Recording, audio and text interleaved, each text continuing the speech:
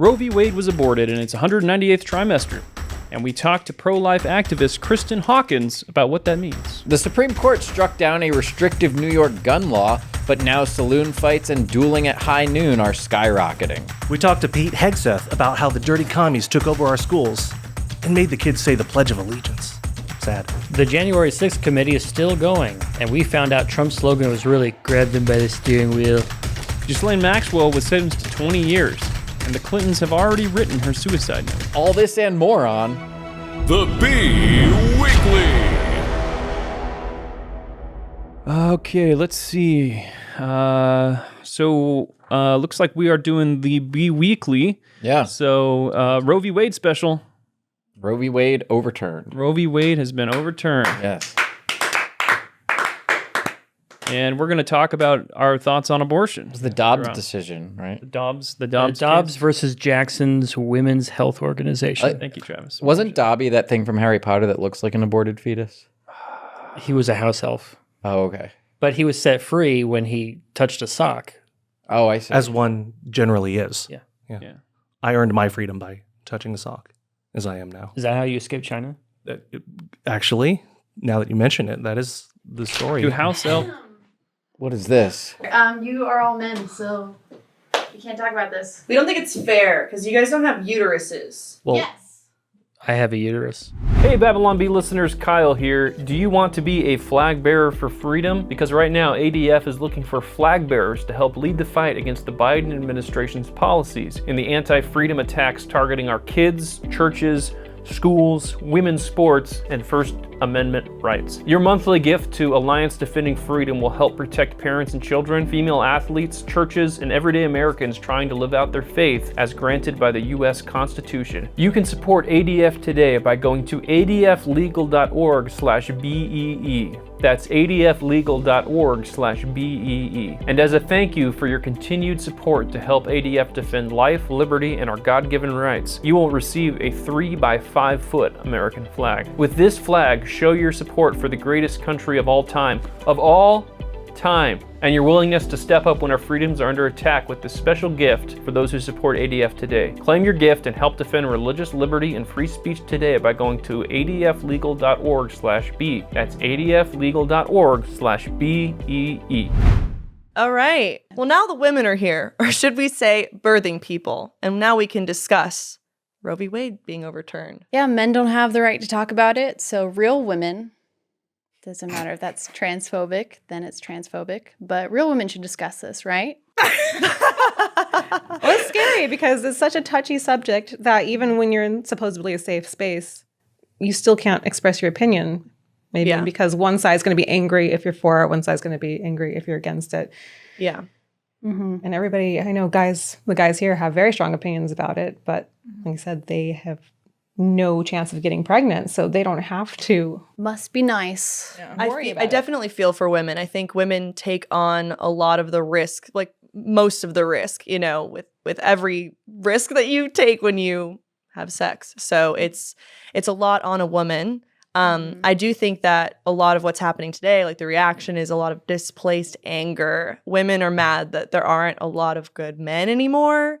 So they're angry that they don't get to do whatever they want in place of birth control or using abortion as birth control. But what they're really mad about is that they don't have a man that would be with them with that decision. So I think this is a global issue, like a societal issue, and not just this one thing. So it is touchy and it is tricky, but it's the miracle of life being taken too lightly. Yeah. So. I've heard it's funny just because so many people that are pro-choice are coming out and saying actually really creative solutions that's oh, well, now that this is overturned, why don't we do this? But they're saying it ironically.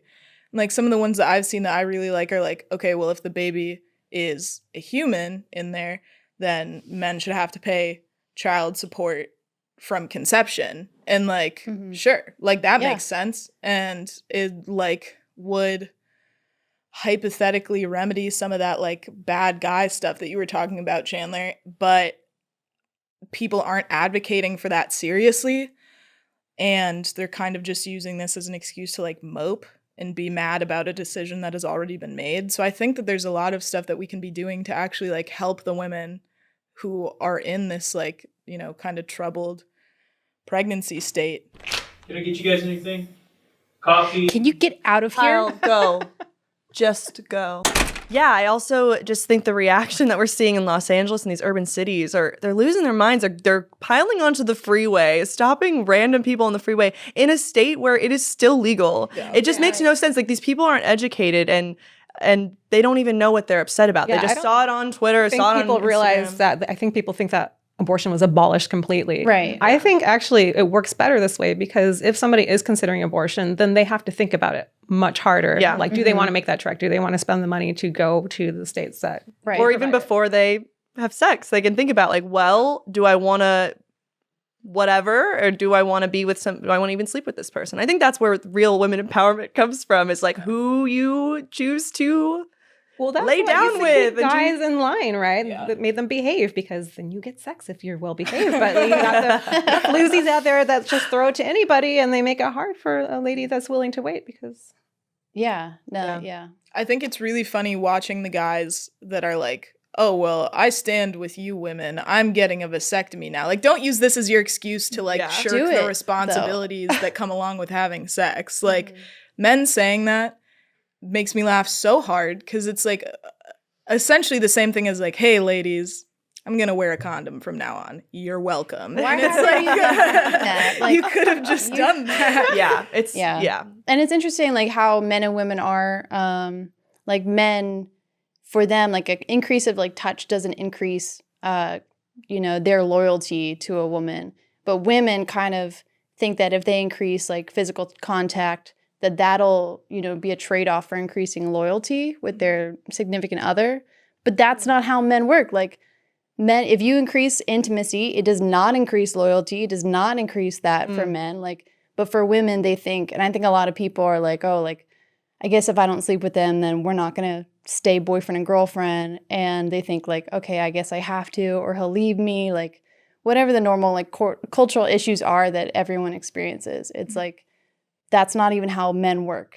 They'll still leave you. So let's move on to California Assembly Bill 2223 passes the House. They are proposing a constitutional amendment, too. So it redefines infanticide to exclude self-induced abortions and exclude women from people charged with a crime for their deceased child. Yeah, so this one was interesting because I saw it as like, people were saying, oh, it says that you can legally like kill your child up to 30 days like after birth. And I think the point of the bill was to just not have women who make themselves have an abortion be charged for the child. Because if like the child, I think after a certain week, if you self-induce an abortion, then you would be charged for the child's death. But now they didn't like really define it very well. So now for like negligence or like drug use, if you like don't have a stillbirth, if you have a like give birth to a live child and you let it die, there won't be an investigation into that kid's death. And then so that would mean, and so like the California Family Court said, you know, it's like if you let that happen, if the fetus or like the baby dies from negligence, then it would still be considered a crime. But if there's no investigations now for the death of a baby up to 30 days or 7 to 30 days, then you wouldn't know the cause of death. Yes. Yeah. And so it's just kind of like, that's a little crazy. And it is kind of like what's that word? Incentivizing infanticide. Woman brain. I think it should be like farm animal rules, where like you have to give the baby a name when you give birth to it, because that's going to humanize it, and then you can't kill it. Farm animal rules? Farm animals, don't they eventually get killed though? Yeah, and it's like not a good you're not supposed to name them, because like if you name the pig, then you don't want to kill it. To kill Exactly. Not true, because Adam ate his pig. What was Yeah, his pig's yeah. name? He did. One of the male species. Adam's just a monster. One of them. Yeah, they raised a male pig. species. and then after a while, they like ate it. And then they would have like, I don't know if I'm like butchering this story. like you did the Good pig. one, Emma. Good one. But they would have like frozen meat in the freezer labeled like Wilbur, you know, like their pet pig name. We're going to look at some of the things. We're going to look at some of the reactions on Twitter in another edition of Real Things Blue Checks Say. Real things that blue checks say.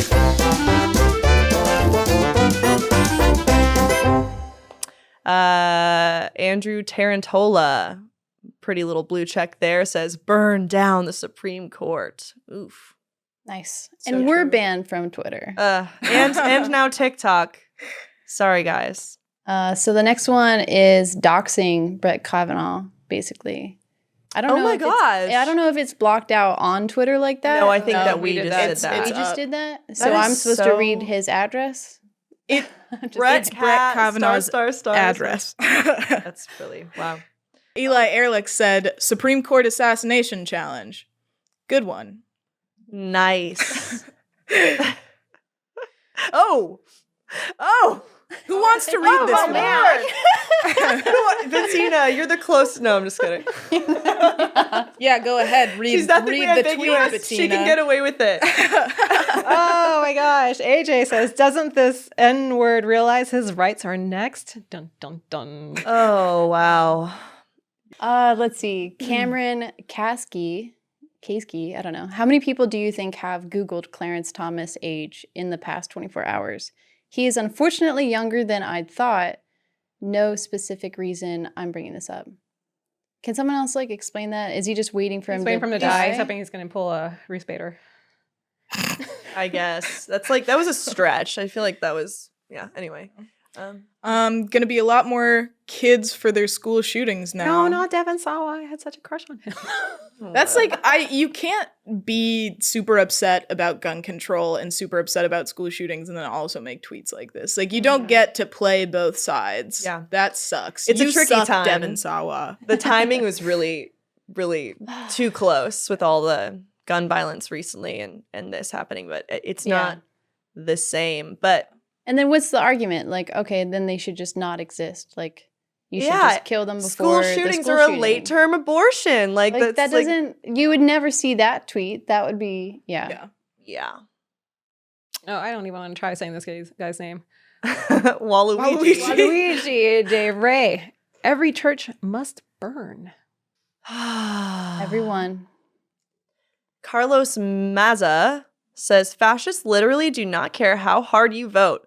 They are not trying to win elections. Violence is the only language they understand, and it's time we start speaking it. I think that, no, I don't think we do understand. It's mostly peaceful. Violence is mostly peaceful these days. So. Mm-hmm. Let's see. Ethan Klein. This is the H3 guy trying So much to explicit. be relevant. I'm just going to read it and then you can bleep it. This crazy guy Bigfoot. lied to Congress about her intentions to overturn Roe v. Wade. She is a Christian fascist who hates her own gender. Gang. I'm sure if she was raped by a family member, she'd be the first in line for an abortion, though. I don't understand this argument. You're not for women. I stand with women. It's this is... Well, who'd she be raped by? A man. Just murder those people. And then, I'm all for when people are oh, the consequence of having an abortion in those states that are illegal now is worse than rapists. It's I'm all for killing off these rapists. Well, at least what argument is that? Yeah. I don't think that's good enough. I think I'm very pro death penalty. Anyway, who's next? Carlos Maza Deserved it, says though. That's the thing. the suffragettes planted bombs, queer people threw bricks. Violence has always been necessary and an important part of social justice. Am I allowed to say queer people? I guess people are they do identify as queer. Yeah, when you couldn't say that anymore, Yeah. and now you can say it. Cool. Queer people threw bricks. Conveniently, the pile of bricks was just right there on the corner of the street, just ready to build back better. The whole point of democratic governance is to create an alternative to violence. When the government is no longer democratic, you're supposed to go back to Plan A. That was Plan There's B. a joke in there about Plan B. Yeah, I was gonna say, there's something there. Oh gosh, Wahahats. Oh gosh. Oh, AOC retweeted this one. Wajahat Ali. I'm sorry if I said that wrong. Folks, your friendly neighborhood Muslim here. Please don't use Islamic terms to describe the fascist movement in America. It isn't Sharia, which allows abortion, or Islamic law, or the Taliban. It's white Christian nationalism. Name it. The radical movement is homegrown. Oh, man. If only it was officially a Christian nation, we would have none of these problems right now. Yeah. I like how he quotes like Sharia law. Like, oh, Sharia law would be so much better, guys. Then you don't even need 5 men to back up your testimony if you've been a beaten woman or raped woman. And like, there's so many other things wrong in Sharia law for you to be like, this isn't Sharia law. That's so much better. Yeah, I don't know. It's cherry picking Sharia law. Right? Yeah. Yeah. David Leviat? Sure. Enough is enough. Make vaccines mandatory. Hashtag Thursday thoughts. And then the only person who should have control over your personal medical decisions is you, not politicians. You. Hashtag bans off our bodies. Hashtag Roe v. Wade. Hashtag Thursday thoughts. Hashtag Man Crush My. And then that didn't age very well. That was like, that was a year apart. Yeah. I find it really funny that we're all like afraid to mispronounce. Like, is this right? Ooh, oh no, did we say it wrong? Like, that's never a thing nice in the men's people. podcast. It's unrelated. Like, who cares? Whatever. I hate their opinion. Let's mispronounce their names. On right? purpose. Okay. Got him. Arnie Dukan. When 33% of current male Supreme Court justices have a history of sexual assault, don't ever be surprised by how they think or what they want. Wasn't there a whole trial that like concluded that one of those didn't happen? You guys remember that? That was crazy. Yeah, the whole like. Yeah, I know. And then stupid tweet, dumb tweet, Arnie. The woman on the Supreme Court, what's her name? Amy Coney Barrett? Yeah, no, the other one. The new one. Is she on now? Oh, Ketanji Jackson? Ketanji Brown Jackson was added to the Supreme Court, and she's known to be soft on sexual assault offenses. It's like, pick your argument better. Yeah, Arnie. Dukan. What a dumb name. We'll pronounce your name right, but we don't like your tweet. Yeah. Gina Darling says, if men were able to get pregnant, this never would have been up for discussion. LOL. Fudge this backward donkey poop. Good one. She continues. Oh, wait, pardon my wording. You're excused. Not sure what the proper wording is for this, but I guess oh my gosh. People born with male reproductive organs. If that's not correct, please educate me. Sorry if that came off as transphobic. Okay. This woman needs to be educated. Let's educate her. Yeah, Men. darling. Yeah. Men was fine. Oh, gosh. It's always the women. It's like, why are you doing this? Stand up for women, real women. I don't get it. Real women. Yes. Bonus. You're not assigned. Okay, go ahead. Yeah. Bonus. Our producer, Dan, got ratioed by 340,000 people who think cancer cells are the same as human life in the womb. His tweet said, science says, 1, it's alive. 2, it's human. 3, it's distinct from cells of the mother having its own DNA. In other words, a distinct human life. And some crazy wench, Dr. Tara Nitika, says, know what else meets these criteria? Cancer cells. Boom. And 341,000 people liked it. And that's really, really sad and dumb. But that's just telling of how the average person, my dad always told me, I think it was a George Carlin quote actually, the average person is really dumb and half of them are even dumber than that. So that's Twitter for you guys. All right, we're done with the blue check tweets. Now we're going to hear from Kristan Hawkins of Students for Life to talk about Roe v. Wade and what happens next. And now for another interview on The Bee Weekly. Hey, Kristan, thanks for joining us. We appreciate it. And, you're driving around the country doing the Students for Life thing. You're having a pretty good week. Roe v. Wade has been overturned. So you want to give us a little rundown on Dobbs, what exactly it was and what happened? Sure. Yeah. I was out there in front of the court Friday morning. I had the extreme honor of reading the decision that had just come down. This was a Mississippi case that banned abortions at 15 weeks when children can feel pain.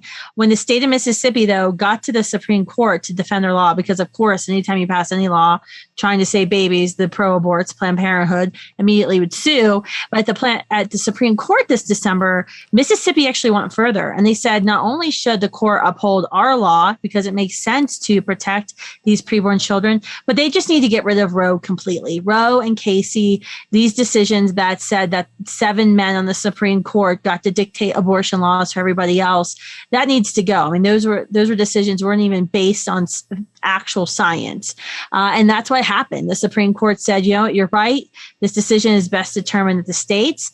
And now we are in phase 2 of the pro-life movement, which is now going to be going state by state to make abortion unavailable, unthinkable, ensuring no woman stands alone, ensuring that women in our communities are connected to the more than 3,000 pregnancy resource centers and maternity homes that far outnumber Planned Parenthoods. And yeah, just saving lives and creating now a true culture of life. That sounds cool. It's Flower bed. Sorry, Kurt. What yeah, you've had like one response, you've already cussed.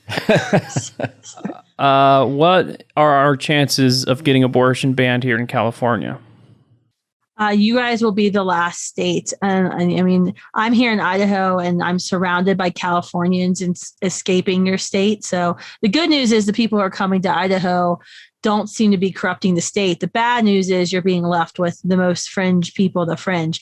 I think when it comes to states like New York and specifically California, maybe Illinois, throw it in there, you are not going to see abortion abolished until we get a constitutional amendment. That's really the third phase of the pro-life movement, to get the 37 state legislatures and to see the Congress pass an amendment and 37 state legislatures ratify that amendment. In the meantime, though, the culture work continues in California, really showing America. I mean, one of the things some Debbie Downers were like, well, what's this really going to do? Women can still get chemical abortions shipped to them. What are the lives that are going to be saved? I think we are looking right now, at least 400 children are being saved every day. But I think in the broader scheme of things, when you think about it, you now have a nation like my children, my grandchildren will not grow up in a nation where it's automatically assumed a woman can pay someone to kill her child because that child is inconvenient to her. That is a culture changing thing that will happen. Now, do you have a strategy for when you're driving around the country? Do you have a message when you go to the states that still have that are looking to legalize abortion in their own states right now? Sure. Yeah. I mean, we were engaged all spring legislative season in state houses, passing pro-life laws, holding pro-life Republicans who said they were pro-life and then were too lazy to do something accountable in their primaries. There's a couple states I think I've been banned from. And then you can get banned from states? I'm certainly not welcome. Let's put it that way. Oh, man. Will they chase you out of town with pitchforks and stuff? There are some cities that I know it would be bad. In states like California, New York, New Mexico, Illinois, we were trying to stop some of the most crazy legislation from being handed down, passed, like the infanticide bill, AB 2223, I believe, in Sacramento, which I think the victory of that was getting them to define that only abortionists can kill babies after they've been born and nobody else. Woo, victory. Yeah, it's a big win. Yeah, big win. There was a lot of conflict, but it was not considered a victory, but there was a concession made after a lot of heat was put on them for that. So yeah, I mean, California, your state legislature in particular, I've testified there in Sacramento. It is not an easy place to be. It's going to be difficult in your state and in New York. But I do think as more and more states move to protect children and women from these predatory abortion facilities, I mean, we think as many as 26 states in the next few months could completely ban or heavily restrict abortion in their states. It's going to change America. I mean, like thinking about about Texas. When we were there in Texas during the whole heartbeat legislation was introduced, one of our alumni wrote the bill. So we were there lobbying, and our students were out in Austin countering all of their demonstrations. And, there was all this fear mongering that went on, that, women were going to die, be bodies stacked up in back alleys. Women were going to lose all their rights. The law went into effect September 1st. 65% of children were being saved in that state. And you know what? Life went on. Our family was there for 6 weeks this spring. I was in a lot of back alleys trying to figure out where the heck to park our huge diesel truck. I never saw one dead body in Dallas or Houston. Women are still graduating at far larger numbers than men from college in the state of Texas. Women are still being promoted in their corporate CEO positions. Life went on. And I think that was significant. You have to fight back against the fear mongering that the left will continue to propagate on CNN and MSNBC. I guess we have to continue to show people that we actually believe in science, that when life begins at conception, when a unique whole human being has been conceived, and it always blows their minds. But we have a lot of work to do, but life will go on in our country. And I think more and more people are going to get used to that idea that, wait a minute, especially women, I don't need this quote unquote right to abort my child in order to succeed. Because in fact, what they were arguing, what the protest signs at the court this week I saw were very regressive signs. I mean, this is 2022. We're the ones saying women shouldn't have to choose. Yes, it'll be always as difficult to be a mom who's working, especially a single mom. No one is saying that's easy, but it's not one or the other, and that you can choose yourself and you can choose your child. But that's literally, they literally argue that women aren't strong enough to do both. It's the most anti-feminist argument. It's misogyny, right on full display. And then is phase 4 of the pro-life movement where you force everyone to wear Handmaid's Tales costumes? Because that's what the left keeps telling me your ultimate plan is. Yeah, no, that's definitely not. I've never even watched that show. So no, that's definitely not. I am not a costume person. My daughter, who you just saw in the background, she's always on dressing up and dresses in our house. But no, we don't really care about the Handmaid's Tale costume. Although I have some really pretty judges. We made some judge costumes during the confirmation of Amy Coney Barrett, and I had white wigs and pearls, and our students went out and countered the Handmaid's Tale folks. It was pretty darn funny. Our students were a little mad at me, but then when they were on the front page of the Wall Street Journal or something, showing how the pro-life generation was going to refuse to let these nut jobs control the narrative, they were pretty excited about that. I always find those protesters hilarious because they seem to be protesting this idea that the right is going to force them to wear Handmaid's Tales costumes. So then they all wear them voluntarily, even though no one's making them do that whatsoever. It is literally the craziest thing. I mean, I actually saw a photo, and you guys probably saw, you guys are on social media more than I am, but it was a gay couple, and then their surrogate mother was off in the background. Oh, I did see this, yeah. And she has it's like a Handmaid's Tale dress. It's like a red dress. It was like our maternity photos, and there's a woman in the background holding the baby, this woman, that's carrying the baby. You can't see her face. She's, we'll throw it up on the screen here, yeah. She's like this secret woman. I mean, you want to... You remain silent. You stay in the back and make our baby. It was hello. And that's the literal plot of the Handmaid's Tale. No, it literally is the plot. It was... I can't believe how time and time again, they just prove themselves to be complete morons on so many things. I mean, I don't know. I try really hard when I'm on campuses and, protesters come up and they get to ask all these questions of me. I really try hard not to show the emotions that I'm feeling on my face, but apparently I kind of stink at that. So sorry. Yes, you do. But that's great. In all your travels around the country, have you ever eaten at a Sizzler restaurant? No, we have not. Okay. No, we have not. I may live in a trailer, but I have not eaten at a Western Sizzler. Okay. Sizzler's a place where choices are a good thing. Yeah, choice is still, women can still choose at Sizzler. I have eaten at CC's Pizza, and there are lots of choices at the CC's Pizza. Yeah, but not as many as Sizzler. No, All right. I'm sorry. Well, where can people check out Students for Life and support what you do? You can go to studentsforlife.org or studentsforlifeaction.org or check out my podcast at Explicitly Pro-Life, wherever you get your podcasts. Or they can just look down back alleys around the country and see if your diesel truck is For the parked big back diesel there, truck, right? Yeah. Maybe they'll find you. Yes. I literally could be coming to a city near you at any moment. You have no idea where the Hawkins house will be showing up. Awesome. We'll keep an eye out for you. Well, thanks a lot, Kristan. Thank you so much. Thank you for having me. What else happened this week? Was there did anything else? Well, I know like a bunch of people were found dead in a trailer. There was like a trailer where I think they were trying to smuggle in a bunch of illegal aliens, and then I think something went wrong, and 50 people ended up dying because of like heat stroke, and they just left them locked into that container, like stuck there, and it was super hot. During a smuggle attempt? I think so. I don't think the like details are that clear, and then a bunch of them, like 18 more in the hospital. Wow. But that's just crazy, and no one's talking about it. Supreme Court strikes down New York's proper cause requirement for concealed carry. For 100 years, residents in the New York area had to prove that they had proper cause above and beyond a general interest in self-defense to get a permit to carry a gun.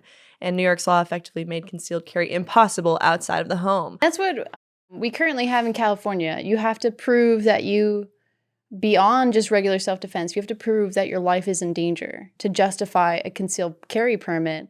And then it expires after 2 years. You know, like you have to prove that if your life is in danger, by the time you get the permit, you're probably going to be dead. Like, I don't understand the justification for this law, so I hope that we strike it down over here. But you would think that, you know, getting like concealed carry and making it easier to prove self-defense would stop all those rapes from happening. Right? And Gun we rights wouldn't are need women's to- rights. Yeah. I agree with that. I definitely agree with that. Women need to defend themselves. Yes, with guns. With guns. I agreed. And don't you want us to carry it legally versus like allegedly always having it on you all the time? Illegally? That's Allegedly. Never do that. So our favorite convicted sex trafficker, Ghislaine Maxwell, sentenced to 20 years in prison for grooming teenage girls to be sexually abused by Jeffrey Epstein. Do we think 20 years is enough?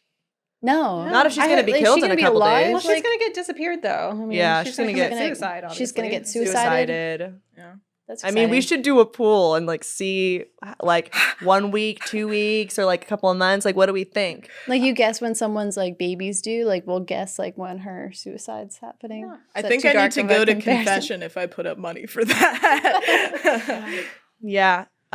It's definitely dark. I don't know if, well, some people believe that Jeffrey Epstein is still alive, like his ranch or whatever in, I think it's New Mexico, Arizona. It's like still has a lot of traffic coming in and out. So maybe he didn't really die and maybe she won't really die, but they're going to make sure she doesn't come out with those names, but I don't think she's going to.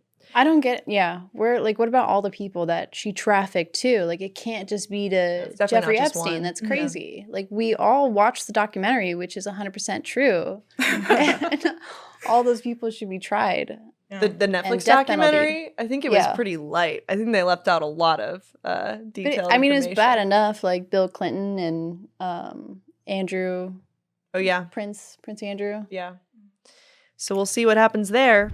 More than 1 million voters across 43 states switched to Republican. Hey. Oh, not all switched from Democrat. Some of them switched from independent, I guess, so they can vote in the primaries. I think Adam said, what was it, like 400,000 roughly were from Democrat?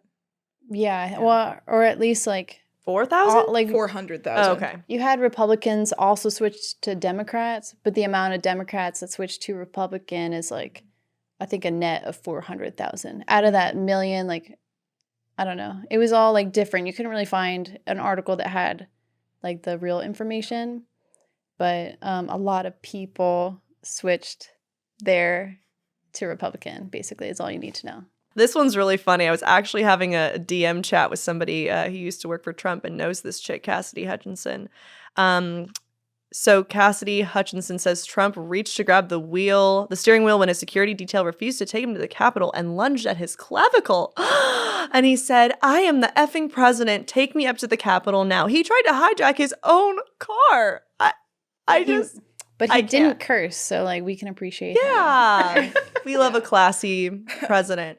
I was chatting with someone who used to work for Trump, and she said that she knew this chick, Cassidy Hutchinson, and loved working for him, worked for him for so many years, and tried to work with him in West Palm Beach and like got turned down by Trump, and now she's doing this. So I think that's kind of funny that it's like probably personal. And that's why they're running it. You know, the January 6th saga will never end.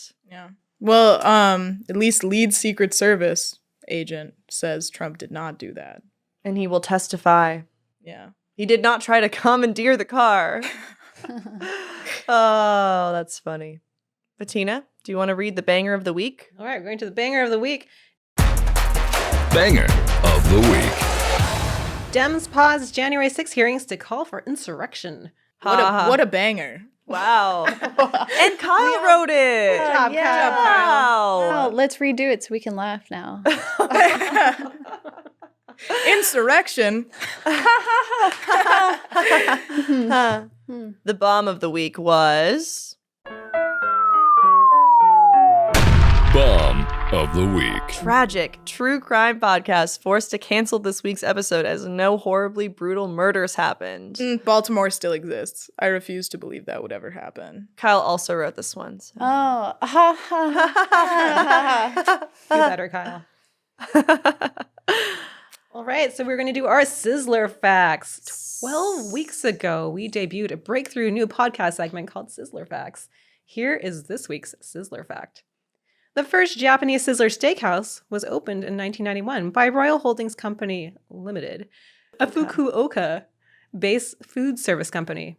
As of August 2021, there are 10 Sizzler restaurants in Japan, one of which is located in the island of Okinawa. It features so cool. an assortment of original wardrobe previously worn by late actor Pat Morita, who starred in 4 Karate Kid films. A lot of podcasts just cover one geographic area, like true crime podcasts. So they go like, you know, we cover murders in a specific city. So if you read the copy, the joke is that for that area. Explaining jokes always makes them funnier. Thank you, Are Kyle. you going to charge us for this? We just needed a mansplain. We did laugh at it, so Thank I don't you. know why Thank we you, needed Kyle. it. This has been Sizzler Facts. Woo! All right, now we're going to hear from Adam Yenser for the weekly news. It's time for the weekly news with Adam Yenser. This week at the January 6th hearings, Cassidy Hutchinson, a former aide to Mark Meadows, testified that she once heard Deputy Chief of Staff Tony Ornato say that Secret Service agent Bobby Engel once said that Donald Trump tried to grab the steering wheel of his limo and drive to the Capitol. And get this, you guys, the January 6th committee also says Cassidy told them that she heard Mark Meadows say that an FBI agent's friend's cousin's wife once told him that her neighbor heard that Trump said he wants to do an insurrection. In a public service announcement released by Sesame Street this week, Elmo got the COVID vaccine, and Bert and Ernie got their monkeypox vaccine. In the wake of the Supreme Court ruling overturning Roe v. Wade, states are now implementing their own varying laws on abortion. For instance, South Dakota now bans abortion completely. In Texas, abortions are legal up to 6 weeks. And in Utah, you mix up the wives like a shell game and get one guess to find the fetus. Also in Alabama, abortion will only be legal in the case of incest, which is all cases. California Governor Gavin Newsom is promoting his state as an abortion sanctuary where even minors can go to get abortion pills without parental consent. He's even introducing a new product targeted at minors, new Flintstones abortion pills. When you want Pebbles and Bam Bam to go the way of the dinosaur, try Flintstones abortion pills. CVS and Walmart have imposed purchase limits on the Plan B pill due to a surge in demand as women stockpile the product. For instance, this woman, whose CVS receipt shows she bought 1 Plan B pill. The Supreme Court also ruled this week that a Washington state school should not have fired their football coach for praying on the field. And no one is happier than the Indiana Hoosiers, whose only chance at winning is prayer. Disney's Lightyear flopped at the box office, earning less than both Top Gun and Jurassic World. In other words, it was a light year for Disney at the box office. Emma wrote that one. Buzz's new catchphrase is to 89.3 million and that's it. A stranger at a grocery store in New York slapped Rudy Giuliani on the back and yelled, "What's up, scumbag?" Giuliani replied angrily, saying, "Hey, only my closest friends call me scumbag." A 101-year-old concentration camp guard was sentenced to 5 years in prison for abetting the murder of 3,538 people. So let this be a lesson to other evil people out there. If you do the Holocaust, you could get 5 years in prison. Singer Pink said that anyone who supports the Supreme Court overturning Roe v. Wade should never effing listen to my music again. Now here's my question. Why would a transgender woman like Pink, who was born male, even have an opinion? What? No. She is? Never mind. JetBlue is being sued for faking kosher products by falsely marking its food with a K. One passenger became suspicious when he was served a kosher bacon-wrapped shrimp. In other airline news, a man on a Southwest flight was arrested for airdropping a picture of his penis to every other passenger on the flight. And judging by the picture, he wasn't Jewish either. That's it for Weekly News. Check out more on my YouTube channel and come see me live at Laugh Boston, July 15th and 16th. Hey Babylon Bee listeners, Kyle here. Do you want to be a flag bearer for freedom? Because right now, ADF is looking for flag bearers to help lead the fight against the Biden administration's policies in the anti-freedom attacks targeting our kids, churches, schools, women's sports, and First Amendment rights. Your monthly gift to Alliance Defending Freedom will help protect parents and children, female athletes, churches, and everyday Americans trying to live out their faith as granted by the U.S. Constitution. You can support ADF today by going to adflegal.org/BEE. That's adflegal.org/BEE. And as a thank you for your continued support to help ADF defend life, liberty, and our God-given rights, you will receive a 3x5-foot American flag. With this flag, show your support for the greatest country of all time. And your willingness to step up when our freedoms are under attack with this special gift for those who support ADF today. Claim your gift and help defend religious liberty and free speech today by going to adflegal.org/B. That's adflegal.org/BEE. Thanks, Adam. This week we also talked to Pete Hegseth and David Goodwin, who wrote a new book together about how schools are being taken over by progressive commies, for the last 100 years. So this has been a long game. And the book is called Battle for the American Mind. Let's take it away. And now for another interview on The Bee Weekly. All right, well, Pete and David, thank you guys for coming on the Babylon Bee podcast. You guys are education experts. So you have 30 seconds to tell me why I shouldn't put my kids in public schools. Read the Babylon Bee. Or not the Bee. Yeah.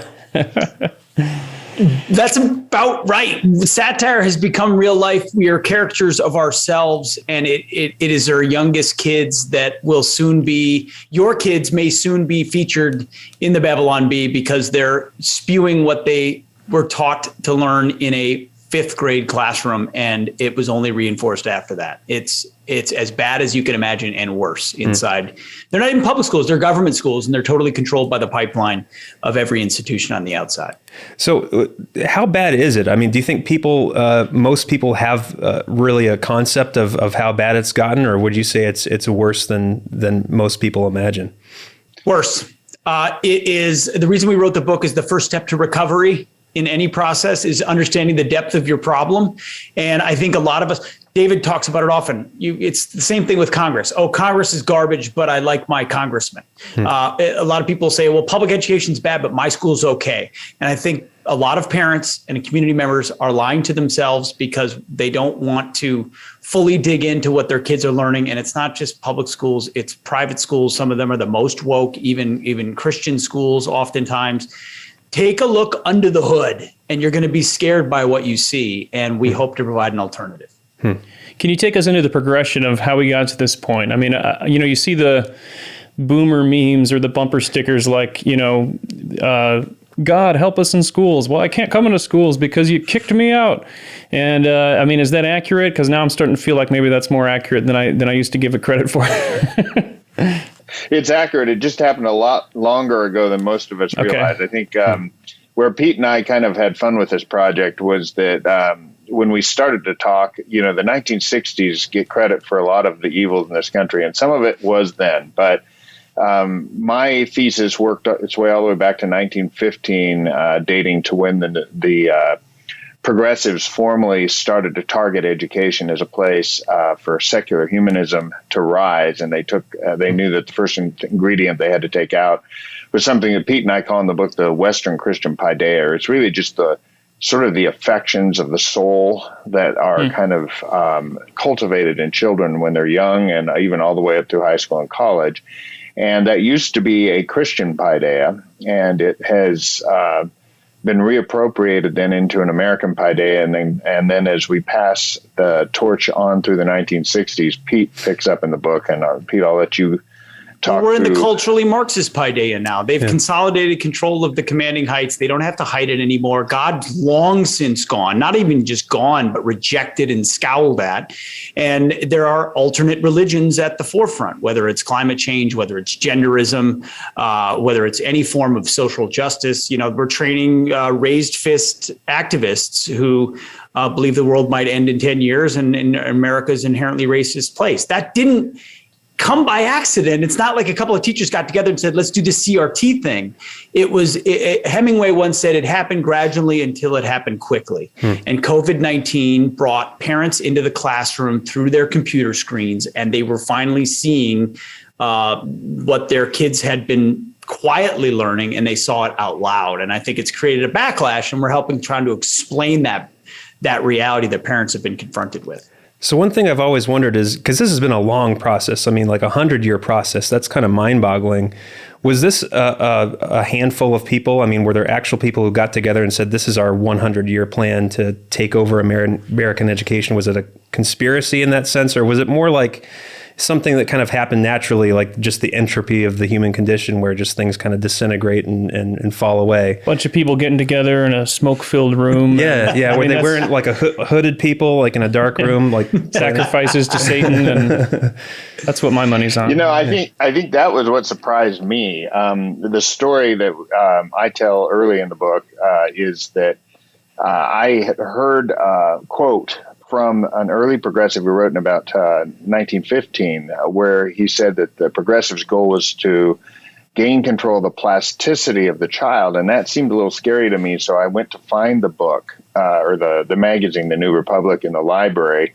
And they brought out all the New Republics. I figured it was going to be a quick trip because, how many times do political activists talk about education? You would think not very much. But this particular magazine, which is still printed, I think most people know of the New Republic, it was the voice of the progressives, and they had a strategy all laid out. They had model schools built around the country. One of them was in Gary, Indiana, but there were many others. And these model schools were trying to experiment with how you change American education at its very foundational roots. So we're not even talking here. One of the mistakes I think we make is believing that teaching Christianity in schools means having prayer in a Bible class.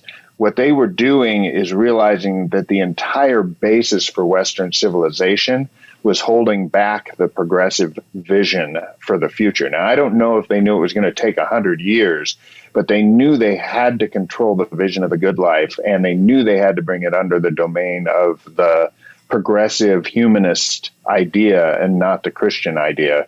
And that's very clear. We have a lot of quotes in the book on that. They didn't know where it was going to lead. They knew where it wasn't going to lead, and it wasn't going to lead toward our founding principles or toward capitalism or toward biblical wisdom. It was all away from that.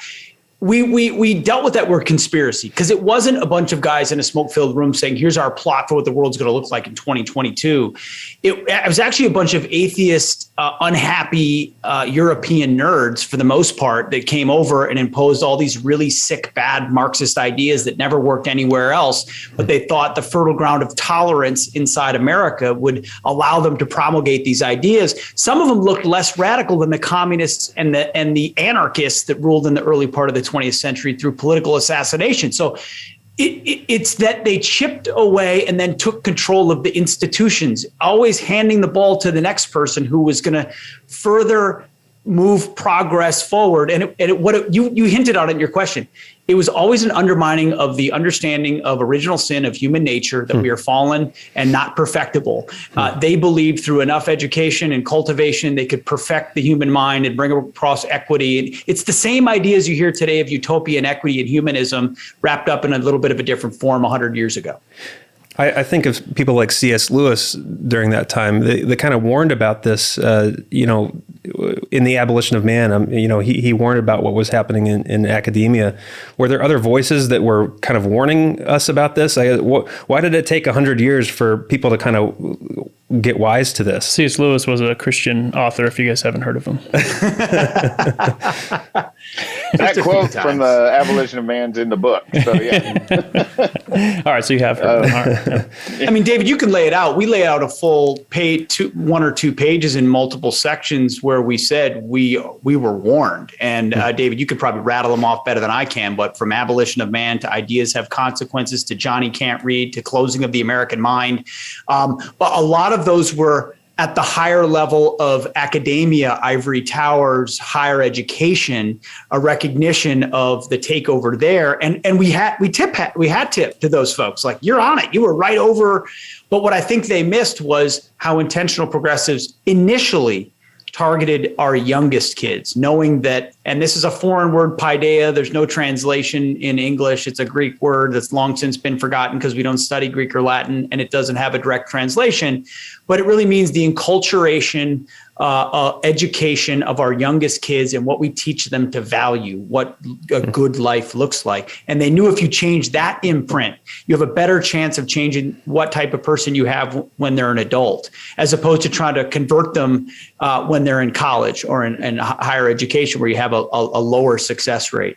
And that's why this moment is more dangerous than any other moment, because they've consolidated what we call the commanding heights. They control every part of the educational pipeline. And as a result, now they're just open about it. They're like, drag queen story hour, pick your pronouns, don't tell the parents, and every white kid over here and every black kid over here, and you're all oppressors and you're all oppressed. Now let's all talk about equity. I mean, that's the manifestation of that worldview. Go ahead. Oh, I was just going to say, you asked a question a minute ago about the smoke-filled room, and I think this is a good warning for the Babylon Bee, so I'll throw it up there a little bit.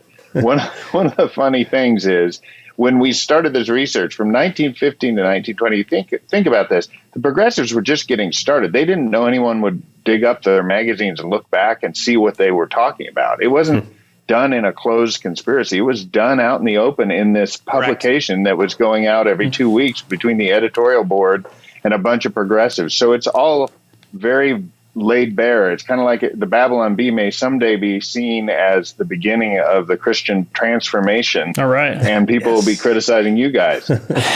That's our from your goal. little corner of the world. That's the plan. We're starting the theocracy right here. The Babylon Bee podcast. Pete, how many tattoos do you have, and do you have a favorite? I have about 15. Do I have a favorite? Probably the first one I got. It's the cross on my forearm. You must be a military guy, aren't you? Look at that. We the people. Yeah, I'm a military guy, but I Okay. got them all after I got out of the military because I really wanted when I was in the military, but I didn't for a number of reasons. So over the last 3-4 years, I've gotten basically all of them, and now I'm addicted. We'll see. Next time I might have a throat tattoo. David, do you have any tattoos? I'm an old school guy, I'm afraid. Pete and I get along real well. I didn't want to stereotype you, but I didn't. He gets to handle the tattoos. I am curious about you two, just in terms of writing a book together. That's not something you see oftentimes. How was that process? I guess whose idea was it? Like, who approached who? How did you guys work together? I guess I'm curious about that. Who wrote all the good parts? Yeah. Good question. Complete partnership from A to Z. Accidentally, I did a Fox and Friends diner in North Carolina and met a family that said, you got to meet David Goodwin because they went to one of his classical Christian schools in his association. I called up David. I'm a parent who's always been passionate about education. I knew something was wrong. Every time I asked a question, David had an answer. Turns out David had a manuscript that he had been working on for quite some time about the new republics and the premise and the Western Christian paideia. And really what it ended up happening, and I had been itching to write a book on a similar topic. And we basically said, David, you start with the progressives in the early part, and I'll start today. And we did our research and kind of met in the middle in the 60s. And then through that, we're able to build out the phasing of what the progressives did. It's one of those partnerships you couldn't have. I mean, it feels providential, honestly, that there was no reason we should have found each other at this time to write this book, and it's been a blessing. So the guy's got a brain the size of Kansas, and I just talk on TV, so it works. You give me way too much credit. I will say that providentially, when we started talking was March of 2020. And so you do the math, none of the BLM stuff had really risen to the fore, nor had a lot of the craziness of the sexual revolution that's going on. Some of it had, but not much. So Pete and I's early conversations were let's just do a documentary, and Pete spearheaded that. And then once things started hitting the fan, so to speak, it's like that's when Pete and I thought, Pete can start with all these problems we're seeing today. And he followed the Frankfurt School back into Nazi Germany and up in through the Columbia Teachers College. And so that part is all his work in that time frame. Well, the book is incredibly timely and incredibly needed. And I think the question that's on everyone's mind right now is what's our way out of this? It took us 100 years to get here. Do you have anything in your book kind of that's prescriptive for, how can we turn this around? Do you think it's, do we reform the existing system? Do we blow it up and start our own? What are your thoughts there? Well, we call for an educational insurgency. And as a military guy, I think when you see it, you're so surrounded, you have to make a decision. And at this moment, I would yell retreat, a tactical retreat. And a reconsolidation, and form an educational insurgency, which is the preferred form of warfare of the weak against the strong, the small against the big, because the public education system is effectively gone. And my advice to parents is get out now. Protesting at school boards, it's great. It's cathartic. It makes for good TV on Fox. And I salute you because it's good to do. But I liken it to charging a fortified machine gun nest with Nerf guns. Like we're going to salute. We salute you and we appreciate your efforts, but we're going to bury you all because the weight and the power of the system just brushes you aside and moves on. So what I love about the book the most is that the largest section 3, is 5 chapters that are prescriptive, that are about the solution. And the reason partnering with David is so significant is he's the president of the Association of Classical Christian Schools, the largest accrediting association for a network of what is now almost 500 brick and mortar classical Christian schools across America in 46 of 50 states, that has been advancing this solution since basically the 1980s and is growing exponentially now, and is a complete rejection. I mean, David uses the analogy of a capsized ship. So if you've been in the capsized ship for 100 years, you think the walls are the floor. But if you correct that up capsized ship, you suddenly realize what education was supposed to look like. That's what classical Christian education is. It's the education our founding generation received. They didn't stumble into the brilliance of 1776. They had 2,000 years of Western Christian biblical and theological and historical understanding that brought them to their understanding of human nature and constraining government and where rights are endowed by a creator. This is the type of education David's schools provide. And there are online options, homeschool options, hybrid options, co-op options, all very affordable. So our argument is not, hey, protest, run for the school board. You need to, find a little bit of a better school, and we do like school choice. That's part of it eventually, but it is a alternate ecosystem of schools that will create free thinking citizens for the future, because we can't pump survivors out of school. We have to pump out fighters. Yeah. So what does classical Christian education refer to? You guys do Christian education, teach people the earth is 6,000 years old while you listen to Beethoven, or I'm down with that. I'm just wondering. Yeah, we get a lot of that.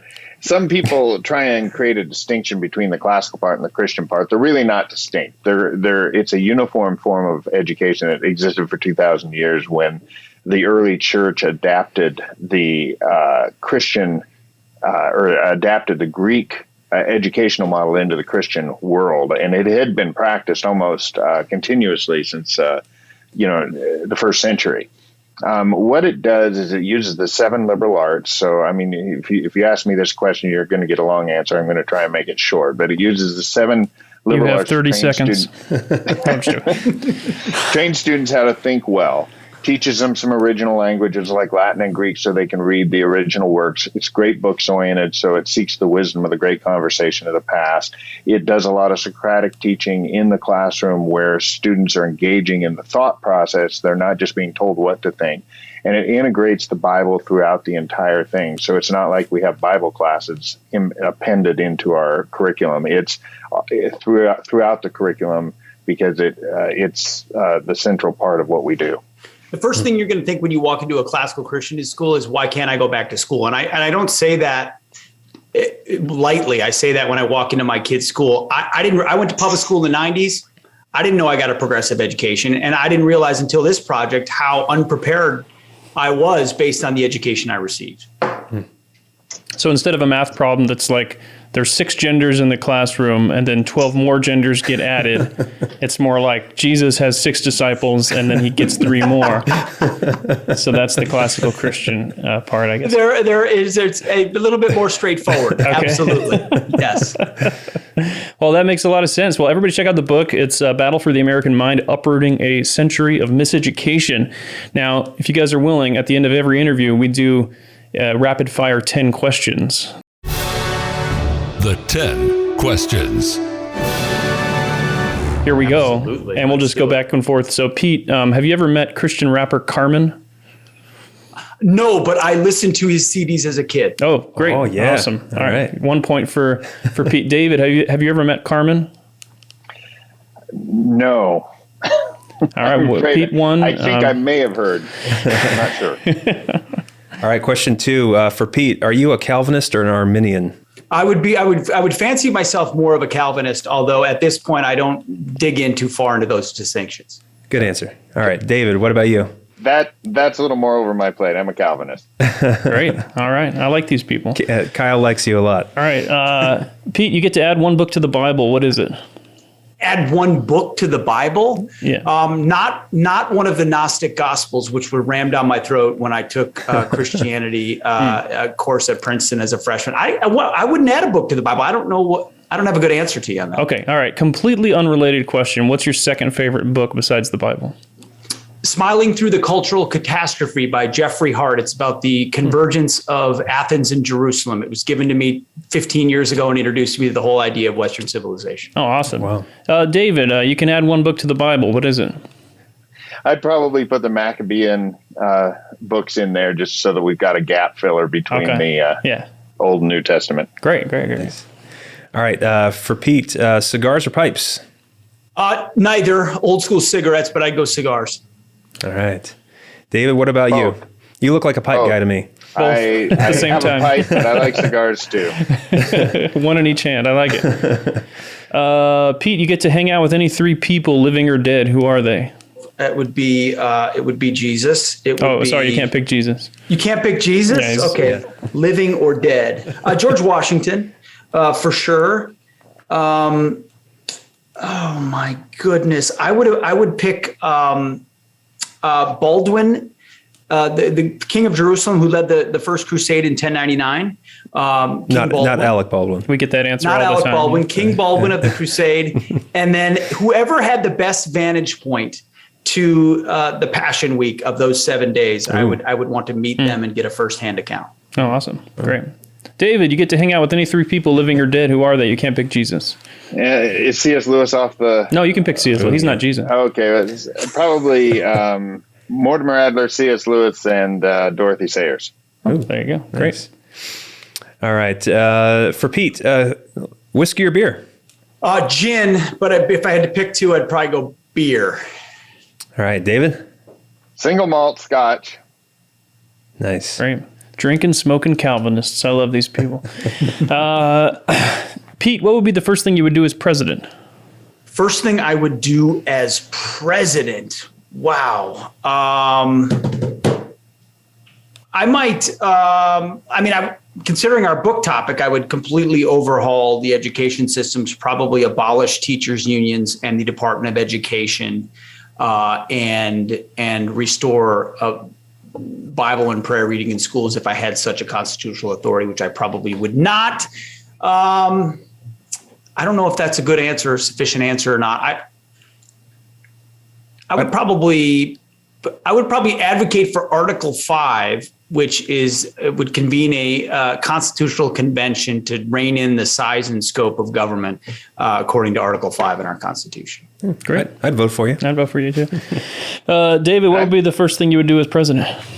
I'm just really thankful you're asking Pete these questions first. It's kind of not fair. I will give him the next one first. More time to think about it. I will give David the next one first. Yeah, and even with the time, I can't do as well. I would say whatever I did, I'd get kicked out of office for it. I'm almost certain of that.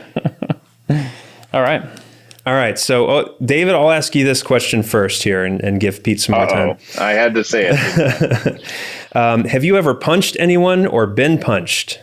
In the 4th grade, playground fight, that's the last time. Oh, okay. Did you get punched or punch?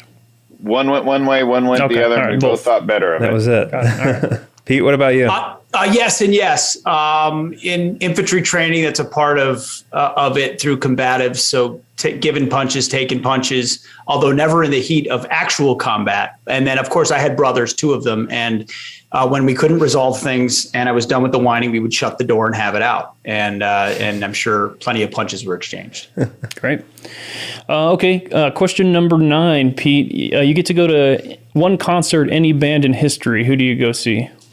Oh my goodness, my musical taste is so poor. You know what? I would only, and this is very, very recent, because my wife and I went to an Airbnb where they had an old record player, and every night as we had a drink, I would throw in a record, and I absolutely loved the Creedence Clearwater Revival. That I enjoyed it for 3 nights straight. I didn't even switch. So maybe I'd go see them.